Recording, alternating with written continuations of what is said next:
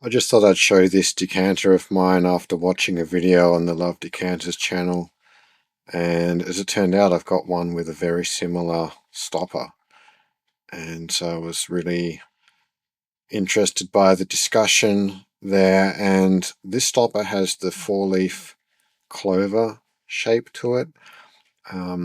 This is one of the first decanters that I bought, definitely the first good one, several years ago, maybe 2017. I didn't really know much about glass, and I was quite excited to see this piece because I'd, seen images of these Georgian decanters, and I thought, wow, that's got to be, a Georgian piece. And I think it was in a box of other decanters, and this was, the good one. I think I might have paid about $80 for the box. And what do we have here? I like to, call this pineapple cutting because that's what it looks like. You have the diamonds split into a quadrant, and then each diamond within the diamond has a 6-point star cut onto it. And then up the top here and down the bottom, you have strawberry cutting. You have some nice vaulted panels down the base. Very, very well done. Panel cutting on the shoulder, and a very interesting prismatic stepped neck, which preserves the what term am I after? Polygonal cross section of the bottle. We have a cut.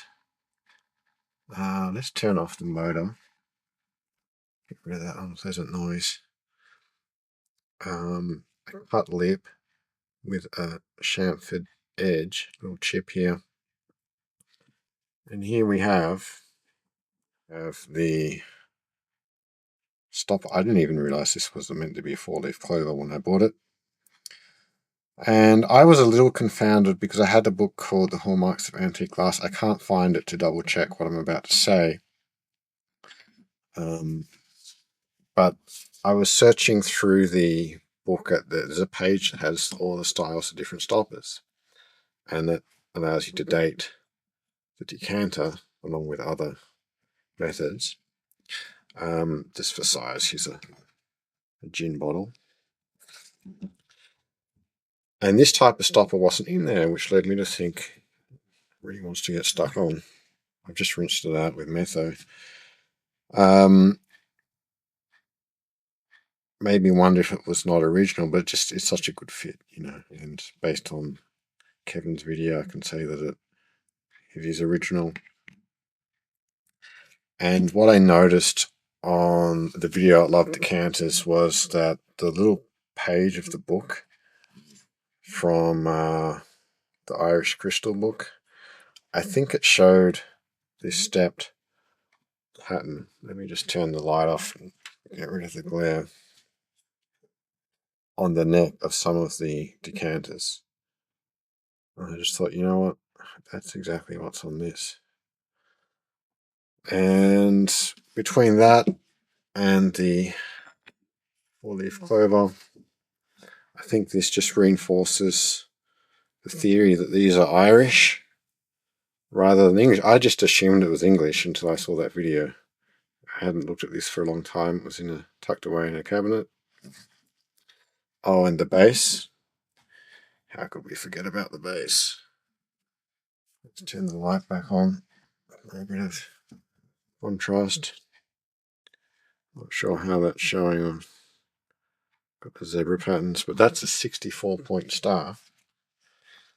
And the book I mentioned, it also tells you that different stars were used in different periods. But I think it's a bit dangerous to read too much into that. And can we really see the wear? Let's try and get some contrast. I mean, there's actually not a crazy amount of wear. Just on the style, I had this at 1820, but I could be well off. Maybe a bit later, or a lot later. But it's a very nice decanter. It's really exciting to know that it's Irish, because I'd always wanted some old Waterford or old Irish crystal, and little did I know, I probably have a piece right here. And yeah, very happy with that. The book, The Hallmarks of Antique Glass, part of me wonders if they didn't include this stopper type because the book maybe focuses more on English crystal, which would also reinforce the idea that this is not English. I think the English ones from the same period tended to have a mushroom stopper, and that confused me because this is not really a mushroom stopper, right? I mean, it's dead flat on top. I had a look earlier, I couldn't see any numbers on it. 1.316 kilograms. I mean, it doesn't seem... It is heavy, but, you know, they're often heavy. They're often heavy. And, you know, it feels like quite thick glass, but it's a bit hard to say. I never really stopped to think if it was heavier than it would normally be. I know some of the Waterford, like the more recent stuff, was 36% lead compared to 24 that most people used. So it has very, very light misting, unfortunately. It's pretty minor, like it's definitely better than average, I would say, but it just takes the edge off it. As a display, I would see a little bit of the misting there. Like I say, it's pretty mild. Nice Irish decanter. Thanks to the Love Decanters channel. Got a big chip on the stopper here, but no big deal. Thanks for watching.